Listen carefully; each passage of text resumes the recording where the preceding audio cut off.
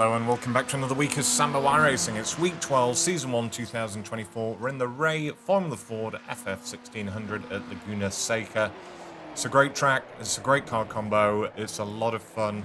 If you're new to the channel, thanks for finding me. Please do like, subscribe, hit the notification button so that all of my track guides come flying into your inbox.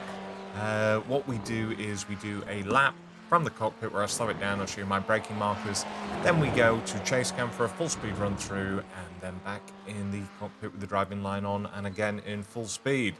Thanks a lot, and I'll see you in the cockpit. Okie pokey, right, here we are in the cockpit, starting the lap. So we change up to 4th gear on the light, keep over to the left hand side here to keep it as short as possible. Now we're moving over to the right, we're in 4th gear, and helpfully, someone has been drawing white lines on the side of the track here. So we've passed the 4 marker. As we come up to the white line, just a very fraction of a second beforehand, we're going to be braking in a straight line really quite hard off the throttle up to about 90%, dropping it down into 3rd gear, bleeding off the brakes as we come towards the first apex. So this is actually turn 2. Turn 1 is that little kink that we went through. So turn 2, Andretti hairpin, it's a double apex corner. So that means you're going to want to kiss the apex twice. So what we're doing is we're aiming for the first apex, we're dropping it down into 2nd gear on the apex. I'm still trailing off the brake, still got a little bit of brake on here, dropping that brake down to 0. Now I'm building back up on the throttle into 1st gear at this stage, coming back inside to kiss the next apex, and I'm fully on the throttle already. Let the car drift down, up to 2nd gear, over to the left-hand side, and now we are looking for the next turn-in marker, which is just after the 2 on the left-hand side. What we're going to do, brake very briefly, up to about 50%. I'm keeping a tiny bit of maintenance throttle on, keeping it in 2nd gear, and I'm just feathering the throttle on the way around to keep it balanced, and then getting fully back on the throttle as soon as we apex. Over back to the left-hand side, we're in 3rd gear, we're not braking for this corner, all we're doing is a lift and build, so just as we get to the 2 marker, we're going to do a lift, briefly down to about 15%, and then I'm going to slowly build back up on the throttle, making sure that I kiss this sausage curb on the right-hand side, and I'm fully back on the throttle here. Let the car drift out, back over to the right-hand side.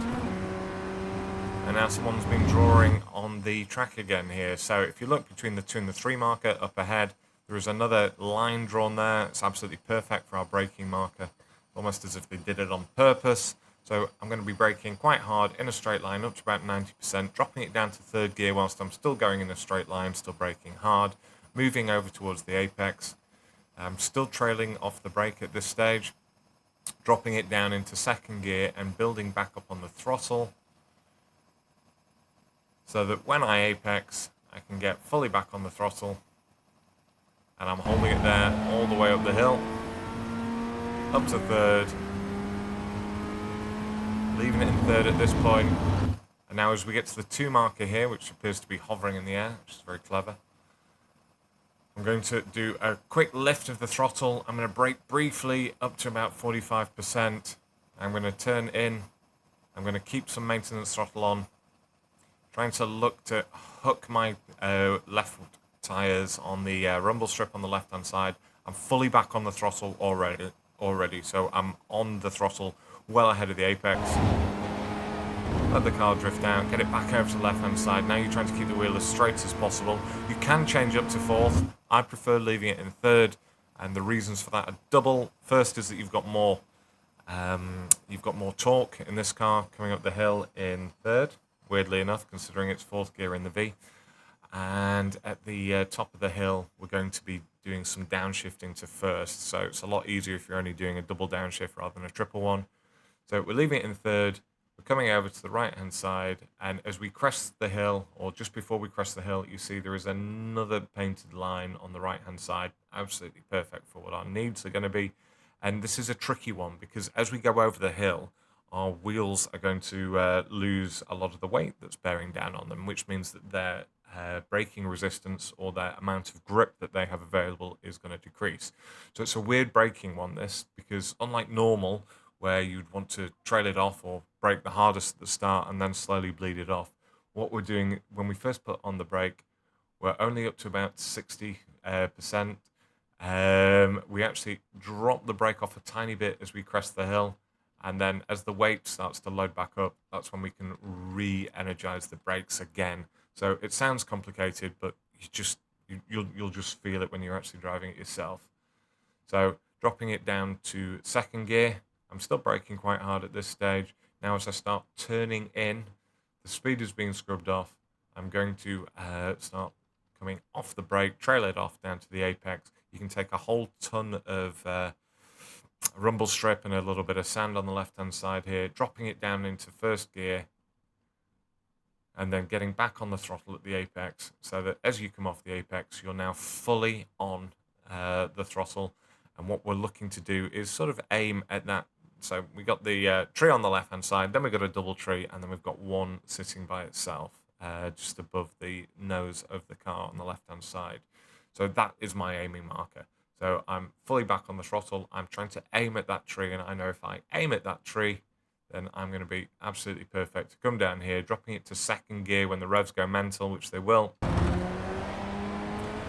Up to third gear. We're just doing a lift here. Back on the throttle. Now we're looking for the 2 marker, and as we get to the 2 marker here, we're going to brake briefly in a straight line, as always, and then trail it off as we turn. We're leaving it in third gear, and I'm just feathering the throttle again, just to keep the balance of the car. And as we come off, back on the throttle, over to the left-hand side. Now we're coming to the final corner. So it's in between the 2 and the 1 marker is going to be our braking marker. And we're going to brake quite hard in a straight line. I actually hit 99% here, so nearly 100 kilos of force that I'm putting through my brakes. For anyone interested, I use the SimMagic P2000s, can highly recommend them. And we're going to drop it down into second gear, trail off the brake, and now into first gear. Now the fastest way around here is to hook your wheels to the left of the sausage curb, so that you're actually, the body of the car is going to go over the sausage curb.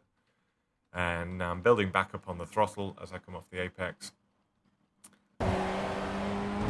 Let it go out to the right hand side. Now if you're in qualifying, just go in a dead straight line from where I am. But I've done the racing line as if I was continuing to do the next lap. And across the line in a 1:30.805. If you have a look on Garage 65, there are quite a lot of laps that are quicker than that, but most of them, or the vast majority of them, are on much cooler tracks. So we've got to be aware track temp is massively important in these cars. Fantastic. Right, now let's go and do the chase cam. Right, here we are, back with the chase cam. Let's run the lap.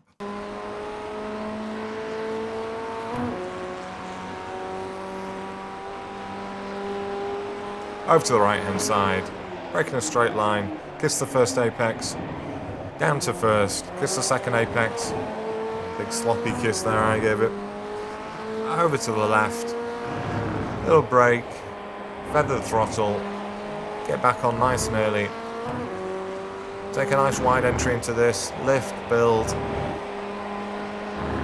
back over to the right, up to fourth,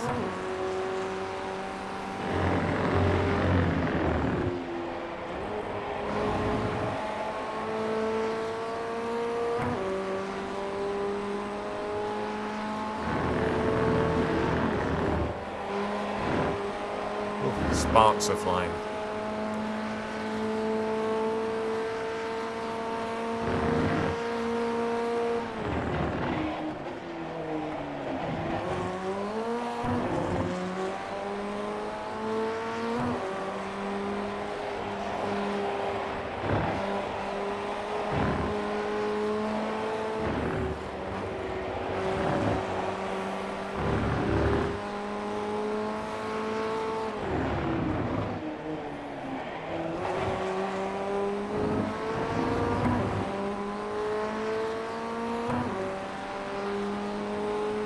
And across the line. Right, one final time in the cockpit with the driving line on.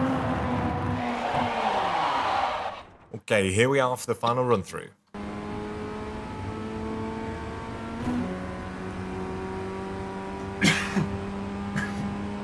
Excuse me.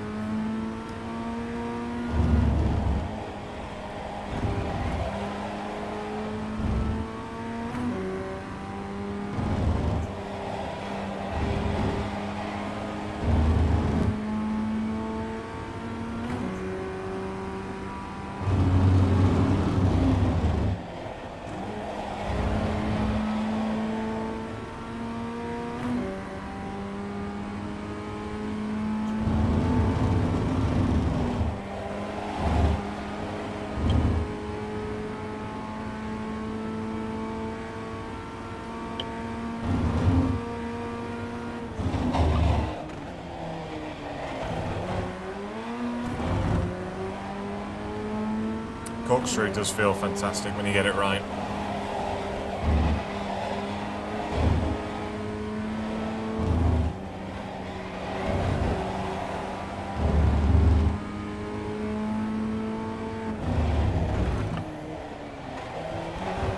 And as we head to the line, I thank you once again for watching. I'll see you again in week 1 in the Ford, but I'll see you again next week if you watch all my videos. I've been Sambo iRacing. Thanks for watching.